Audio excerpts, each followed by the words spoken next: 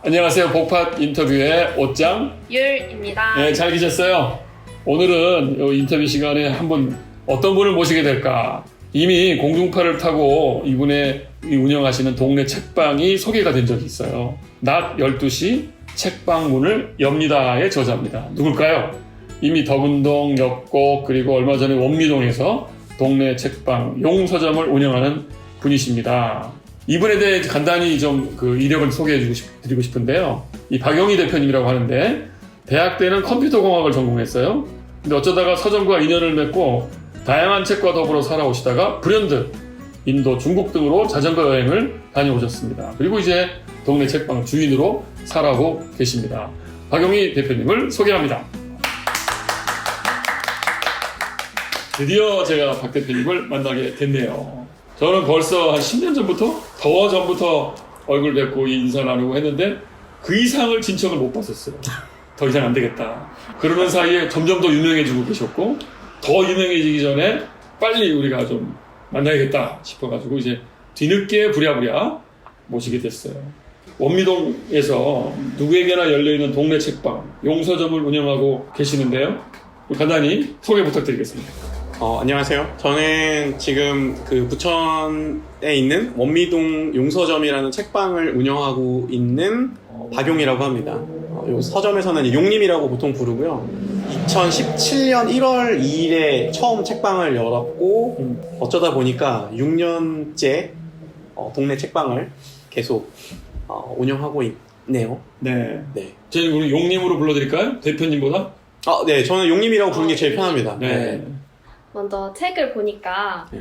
여러 도움들이 모여서 처음에 덕은동에서 서점을 열게 되신 걸로 알고 있어요. 처음에 그 과정들이 좀 많이 궁금한 것 같아요. 서점 하기 직전에 제가 여행을 좀 길게 다녀왔는데요. 제가 그 전에 이제 IBP라는 출판사에서 일을 하다가 퇴직을 하고 여행을 간 거였는데 그때 받았던 퇴직금이랑 가지고 있던 모든 돈을 여행에 다 쓰고 돌아왔을 때는 이제 제가 갖고 있는 통장 잔고가 없는 상태였어요. 그러면 완전 가산 탕진 탕진하고, 네, 탕진잼이었고 그 대신에 전 여행 경험을 쌓았으니까 그걸로 여행 강연을 다니거나 돈이 들지 않는 어떤 일을 하려고 생각을 하고 있었고 근데 돌아왔을 때 마침 덕은동에 있는 어떤 한 공간을 한번 써보지 않겠냐는 제안이 왔어요. 비어있는 공간을 되게 좋은 조건으로. 그래가지고 이제 그 제안을 받고 여기서 뭐 할까 하다가 그럼 집에 책들이 막 쌓여 있어서 늘 부모님한테 그러니까 어머니한테 그것 때문에 막 욕먹고 가족들의 미움을 받았는데 그럼 이참에 그냥 그 책들을 거기다 갖다 놓고 그렇게 해서 뭔가 헌책방을 만들어 볼까?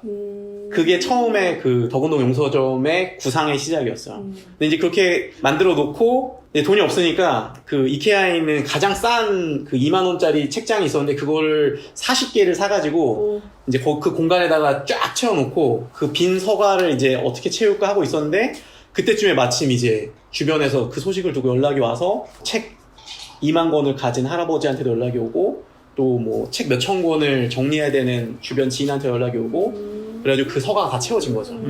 지금 이 얘기는 앞에 뒀던 낮 12시 책방 문을 엽니다 라는 책에 나오는 이야기입니다. 네, 이 책에 나와 있듯이 덕은동 시절은 그렇게 시작이 되었고 사실 용서점의 전성기는 이제 덕은동에서 역곡동으로 넘어가서 왔다고 알고 있어요. 역곡 시절에 책을 파는 걸 넘어서 좀 사람들이 많이 모이던 그런 모임들이 있었다고 알고 있는데 거기 어떤 분들이 오셨는지 사람들이 이런 책방이 어떻게 쓰이는지를 모르는 상태였어요. 이게 뭐 하는 데야를 정말 많이 들었어요. 그렇지. 문 열고 들어와서 여기 뭐 하는 데요를 정말 많이 들었어요. 그래서 1년차 때 일단 사람들이 와야 되겠다 해가지고 그냥 연결되는 모든 사람들과의 콜라보를 다 했어.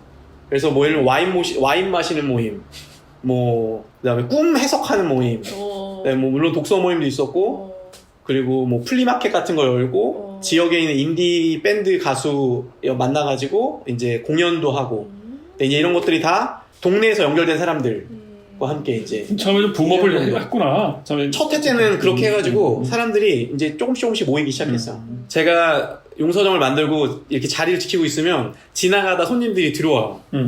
동네 책방이나 이런 공간에 관심이 있거나 아니면은 그냥 지나가다가 어쨌든 신기해서 들어와요. 분위기 보고. 그렇지. 그 들어온 사람이 가지고 있는 능력을 가지고 한 거죠, 다. 온 손님이 인디밴드 가수여서 얘기하다가 그럼 여기서 공연해봐도 되게 좋겠는데요? 뭐 이런 식으로.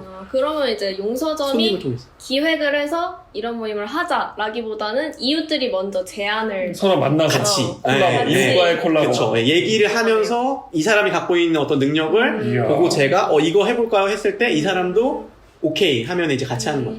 보통 그렇게 시작했어요, 처음에는.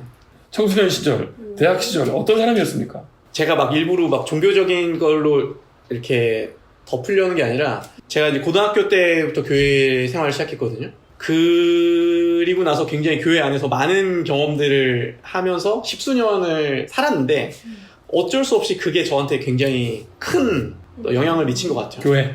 기본적으로 어떤 교회 내에서의 활동이나 어떤 영역들 그 안에서 했던 뭐 찬양팀, 뭐 소그룹 리더, 뭐 선교단체에서 했던 활동들 뭐 이런 것들이 기본적으로 배어 있는 상태로 여행을 갔다 오고 그 경험이 이제 여기다 또 얹어져서 결국은 제가 책방이라는 것을 개인적으로 창업했을 때 이 영역들이 다 거기에 그렇지. 녹아들더라고요. 그렇지. 네. 이게 만약에 혹시라도 이제 용서점에 어떤 비종교인 손님이 보시게 되면은 이제 오해하실지 않을 거라고 생각하는데 제가 용서점을 뭐 종교의 포교의 공간이나 뭐 기독교적인 어떤 목적을 가진 공간이 전혀 아니니까 그냥 시간을 쌓아가는 거에 오히려 초점을 둔 거고 사교가 목적인 경우가 되게 많아. 진짜 또 하나 궁금한 게 그 자전거 여행이에요. 아, 네. 이제 페이스북 친구다 보니까 오래전부터 이제 그걸 일정을 다 체크하고 있었어요. 우리 용 대표님이 저 또 어디 가시나 보다. 네. 보니까 아주 유럽을 간 것도 아니고 인도나 중국 등등 좀처럼 자전거로 갈 수 없는 진짜 오지 자전거 여행을 한 것 같더라고. 네. 얼굴이 그냥 티벳. 맞아요. 새카매져가지고 그죠? 그 여행 궁금해요. 여기서 한번 꼭 알려주고 싶은 좀 소개하고 싶은 에피소드나 얻은 게 있다면. 6개월 정도 여행했고요. 한 달은 북한 접경 지역. 이제 압록강 단동에서 출발해가지고 압록강이랑 두만강 따라서 한 달 자전거로 쭉 이제 따라간 거야? 강 따라 길이 있어요. 국경선을? 네네네. 이야. 강 따라 길이 있어요. 그래서 계속 북한을 보면서 이제 자전거를 타고 한 달을 가고 이제 거기서 기차를 타고 중국 서쪽으로 가서 란저우. 네. 란저우라는 그 서쪽 지역에서부터 그 티벳 동부 지역을 한 2달 정도 이제 그게 됩니까? 몇천 킬로가 아니야? 몇천 킬로죠? 한 5천 킬로? 그 정도? 아니 그 진짜 뭐 죽을 뻔한 특별한 경험 하나만. 티벳을 자전거로 여행을 하면 안 돼요, 사실. 왜? 너무 위험해서. 길 상태가? 길, 날씨, 개. 하루는 어떤 일이 있었냐면, 이제 아침 8시에 자전거 타고 나와서, 그날 저녁이 될 때까지 한 명도 사람을 못 만났어요. 보통은 뭐, 근데 만나는 것도 아니고요. 뭐 차가 한 대 지나간다거나 이런 그렇지. 식이에요. 그 자체가 아예 없는 날. 그날은 정말 그냥 꼭 무슨 제가 화성을 여행하는 느낌이었어요. 소도 없고, 그냥 정말 저 혼자 하루 종일 그러고 있는데, 저녁에 갑자기 이제 하늘에서 우박이 막 떨어지는 거예요. 비가 내리면서 그 땅바닥이 얼었어요. 그때 보통 그 상황이면은 내려서 끌어야 되거든요. 근데 이제 그냥 타고 가자 하고 자전거 타고 가는데 이제 브레이크 제동이 안 돼가지고 내리막길에서 이제 한 바퀴 굴렀어요. 공중 1회전. 아이고. 자전거 저로 날아가고 저는 이렇게 쓰러져가지고 이제 끝났구나. 여행이 이렇게 끝나는구나. 난 이렇게 죽는구나. 이렇게 하고 있었는데 극한을 맛봤는데. 근데 정말 기적적으로 한 바퀴 돌아가지고 이렇게 헬멧부터 탁탁 떨어졌어요. 그러니까 봤는데 안 다쳤어요. 그래서 이렇게 일어나서 이렇게 툭툭 털고 한쪽 구석에 앉아서 야 이거 어떡하냐 막 이러고 있었는데 저 멀리에서 트럭 한 대가 슉슉슉 오더니 제 근처 한 200m 앞에 세우고 스님 3분이 내리시더니 거기서 이제 소변을 보시는 거예요. 저 이렇게 보고 너무 신기해가지고 막 뛰어가가지고 스님 제가 지금 이런 상황인데 저 좀 태워주시면 안 됩니까? 무슨 말로 한 거예요 지금 그게? 중국어로. 또 중국어 되는구나 또. 중국어 할 줄 몰라요. 했어. 하여튼 했어. 생전 중국어. 그래가지고 뭐 환대해요 또 우리 사람들이니까 또. 태워주셨죠. 태워주시고 이제 거기 다음 도시까지 데려다 주시고 이제 먹을 거 챙겨주시고 해가지고 일종의 저는 그래서 구원받았다는 표현을 계속 쓰는데 그게 거기서 나오네. 티벳에서 그렇게 한 3번 정도의 구원을 아니 받았어요. 그러니까 스님 이미지가 있네. 그러니까 티벳에서 구원을 받았는데 스님한테 네. 받았어. 건짐을 받았어요. 진짜 받았어. 말도 안 되는 일어날 수 없는 상황에서 이렇게 건짐을 받았어요. 재밌네. 또 궁금한 게 하나 있습니다. 우리 청월함의 오수경 대표라는 분이 있단 말이에요. 아니 오수경 대표님하고 갑자기 계속 페이스북에 친구니까 소식이 올라오는데 여긴 티벳입니다. 여기는 뭐 역곡입니다. 그런데 어느 날 오 대표님과 뭐 결혼을 하게 됩니다. 이게 뜬 거야. 네. 근데 이제 매칭이 잘 안 된 거지. 내가 따로는 알고 있는데 결혼 얘기 좀 해주세요. 어떻게 만났는지. 결혼이. 제가 제가 원래 장신대 안에 있는 라비블이라는 군의 서점 매니저로 있었거든요. 그게 2008년이니까 그때부터 이미 알고 있었고 교류가 있었고 이제 청원업 아카데미라는 이 복음주의에서의 어떤 이런 다양하게 활동을 하고 있는 단체였기 때문에 중간중간에 계속 교차점이 있었어요. 그래서 접촉점은 되게 많았는데 어쨌든 그거는 일종의 이제 어떤 복음주의 안에서의 어떤 활동가와 뭐 또 역할을 하는 사람으로서의 어떤 만남이었고 기억에 남는 거는 중간에 한번 2011년이었나 성서한국 대회가 있었는데 대전에서 한 성서한국 대회였나 거기서 그때는 크리스티애니티 투데이라는 그 잡지에서 일할 때였는데 거기 오신 분들이랑 이렇게 사진을 막 찍고 이랬어요. 근데 그 사진 중에 하나가 그 오수경 대표하고 찍은 이 사진이 있었는데 둘이 투샷이 딱 나온 거야? 네, 근데 이제 그때 댓글에 지금 사자 어린 양 출판사를 하는 그 이현주 대표님이라는 분이 있는데 이분이 둘이 너무 잘 어울린다. 둘이 뭔가 그때 바로 댓글이 붙은 거야? 네, 잘 됐으면 좋겠다. 성지글이 됐네요. 성지글이 됐어. 네. 그 2011년에. 얘기가 있었고 그런 얘기가 있으면은 의식이 되죠. 아까 그런가? 이런 마음을 가지게 되고 네, 그 뒤로 그때 마음에 들어왔구나 상대의 존재가. 한 10년 정도 그러니까. 어쨌든 그 사이에 굉장히 다양한 일들이 있었죠. 그리고 그때쯤에 이제 제가 했던 그 관계에서 좀 도약이 일어났던 거는 그 말을 했던 것 같아요. 그러니까 사람과 사람 사이에 한 번에 이렇게 확 다가가는 게 어렵다면 용기를 내서 반걸음씩만 서로 내딛어보자. 그러면은 만남이 시작되는 거 아니냐. 나는 반걸음을 내딛겠다. 너도 반걸음을 내딛을 수 있다면 그 말은 누가 한 건데? 제가 했죠. 그래 해야지. 그래서 그냥 반걸음이었어요. 반걸음. 아하. 조금만 용기를 내서 반걸음만 우리가 앞으로 조금씩 나오면 서로 힘들 때. 네. 야, 관계를 멋있다. 맺을 수 있지 않겠냐. 그래서 그 반걸음의 멘트로 이제 좋은 사이에서 연애 사이로 가만 전환되는 게 조심. 됐죠. 응? 네. 예, 근데 힘든 것이 서로 좀 더 가까이 가게 하고. 네, 용기를 내자. 이야. 이렇게 이제 아름답게 커플도 생기고 역곡점도 그냥 뭉게뭉게 재밌게 잘 되고. 네. 그럼 이제 이렇게 하려고 했어요. 네네. 근데 이제 막상 인터뷰 얘기하려고 하는 그 찰나를 딱 보니까 또 새로운 라운드가 시작되는 거야. 마치 자전거 여행 같은 책방 이야기가 또 전개되는 것 같아요. 역곡에서 원미동으로 옮기셨어요. 역곡의 얘기인데 이게 이 책은. 그쵸. 그러니까 사실 이 책의 이야기가 2019년 말까지 얘기예요. 그리고 코로나에 다들 아시겠지만, 네. 그래서 이 책이 2020년 5월 8일에 출간됐거든요. 그러네. 그래서 요 이야기가 일종의 아까 말씀하셨던 역곡동 용서점 차리고 굉장히 행복했던 경험까지의 이야기라고 하면 이 책 다음에 이어지는 2020년, 21년 올해까지의 이제 그 다음 시즌이 있는 거죠. 그래서 현재 그 다음 시즌을 계속 경험하고 있는 상태고 자전거 여행에 비유를 했으니까 한 도시 도착했는데 도시 도착해서 다음으로 넘어가는 그 길이 앞에 거보다 더 힘든 또 새로운 고난 고통이 감소가 돼야 좀 이게 좀 스토리가 맞는 건데, 그죠? 사실 끝나서 더 이상 안 갔으면 좋겠다는 생각. 그냥 여기가 목적지였으면 어땠을까. 늘 이제 그런 여행자의 마음에도 그게 있거든요. 늘 약간 여기 너무 좋다. 그냥 여기서 눌러앉고 싶어. 근데 아직 끝나지 않아. 더 가야 돼. 그렇지. 그런 것처럼 용서점의 이야기도 역곡에서 끝난 게 아니라 이제 그 다음으로 가고 있는데 그게 지금 이제 원미동이라는 새로운 동네에서 이제 용서점에 지금 새로운 이야기를 쓰고 있고 이제 그 사이에 굉장히 어려운 일들이 많이 있었어요. 특별히 이제 역곡과 원미동을 둘 다 동시에 운영하려고 뭔가 확장인 줄 알았는데 확장을 하려고 했어요. 그래서 거기에 뭔가 뜻맞는 용서점에 같이 합류했던 멤버들도 있었고 근데 이제 그 멤버들하고 좀 잘 계속 갈 수가 없는 상황이 돼서 이제 사람들이 떠나고 공간은 두 개인데 이제 저 혼자 남은 뭐 이런 상황이 돼가지고 결국 올해 5월 말에 역곡동을 정리하고 이제 원미동 용서점이라는 새로운 책방을 3개월째 이제 다시 운영을 하고 있는 상황입니다. 페이스북 친구니까 또 보면 아니 역곡동 잘 돼서 또 원미동 뭐 얘기를 하길래 그럼 두 개가 되나 보다 했는데 확장인 줄 알았지. 근데 역곡이 청산이 되고 이제 원미동만 남고 또 새로운 라운드가 시작된다. 맞습니다. 네. 아주 이 책의 인상 깊은 얘기 중에 하나가 뭐냐면 내가 감당할 수 있는 속도 이상으로 달리게 하는 바람에 주의해야 한다. 원래 계획했던 속도대로 가는 게 목표입니다. 라는 표현이 나와요. 아주 인상적이었어요. 계획한 무슨 속도가 있어요, 따로? 여행할 때 제가 정해놨던 속도는 15km였어요. 15km. 평속 15km. 그게 뭐예요? 빠른 거예요? 느린 거예요? 아주 느린 거예요.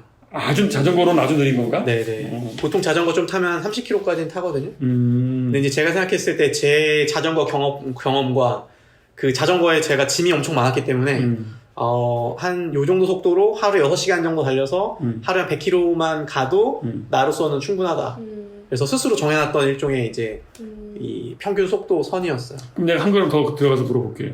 덕은동은 보니까 책 판매 쪽이에요. 책이에요. 네, 헌책을 모아서 판매하는 게 리사이클, 네. 책 리사이클 뭐 순환 같은 느낌이고 네, 역곡은 사람이에요. 네, 맞아요. 공간에서 사람 네. 만나기. 책과 사람이에요. 네. 오미동은 뭡니까 그러면? 원래 다 하려고 그랬어요. 동시에. 책 판매도 왜냐면 하고 공간, 예, 되게 좋은 공간에서 책을 모으는 일도 하고 거기서 모임도 하고 사실 심지어 더 나아가서 지역 활동을 하려고 그랬어요. 이 마을과 지역 그 역곡동을 하면서 연결된 그 이야기가 있었어요. 그러니까 동네에서 책방이 있음으로 인해서 단순히 책방 하나가 있는 게 아니라 이 마을 사람들과의 어떤 좋은 영향력을 가진 플랫폼. 이제 그런 욕심이 있었는데 현실적으로 지금의 이제 와서의 고민은 그거를 동시에 하는 거는 좀 역부족이었다. 그래서 순차적으로 해나가야겠구나. 그래서 좀 약간 우선순위를 이제 다시 생각하게 됐어요. 저는 그런 생각도 해요. 이게 제가 여행에서도 마찬가지고 그 어머니가 아픈 경험하고도 연결되는 얘기인데 예전에는 저도 그런 생각을 했어요. 그러니까 병은 낫는 거고 그러니까 시간이 가면 뭐든 다 좋아지는 거고 하면 잘 되는 거고 그러니까. 라는 어떤 이런 일종의 점점 성장하거나 성숙하는 서사만을 생각하고 그러니까 우리의 습관이잖아요. 생각했거든요. 이게 어머니가 아프시면서 느꼈던 것 중에 하나는 병이 안 나올 수도 있다. 어떤 사람에게 어떤 병은 그 사람이 그냥 쭉 동반자처럼 달고 살아야 되는 것일 수 있다. 뭐 이런 부분들 용서점을 제가 운영하면서 이 서점을 시간이 갈수록 이게 무조건 잘 되지 않을 수도 있다. 어떤 외부 환경이든 뭐 이번에 코로나의 상황이든 또 아니면 내부적인 일이든 안 될 수도 있다. 그렇지만 안 될 때까지 내가 그 안에서 어떻게 시간을 보내고 살아갈 것인가에 오히려 그러니까 여행으로 치면 자전거에서 페달을 밟는 거에 제 수고가 있는 거지. 그 자체. 네, 내가 이렇게 페달을 밟았으니까 뭐 무조건 막 장밋빛 미래가 있을 거야라고는 생각하지 않는 상황인 것 같아요.